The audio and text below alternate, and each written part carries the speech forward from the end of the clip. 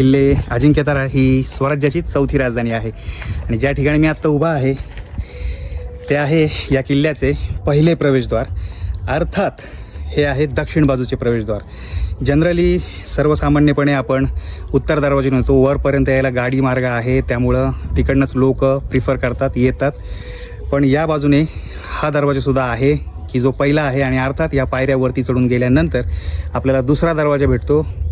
त्याच्यानंतर वरती गेल्यानंतर आपण परत एकदा पुढच्या 2 ते 3 मिनटामध्ये आपण बलभीम हनुमानाच्या मंदिरापर्यंत जाऊन पोहोचतो.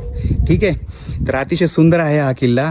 नक्की किल्ल्याला व्हिजिट करा आणि आपल्या चॅनलवर जे कोणी नवीन आहेत त्यांनी चॅनलला नक्की सबस्क्राईब करा, कारण मी सातारा सिरीज घेऊन आलेलो आहे.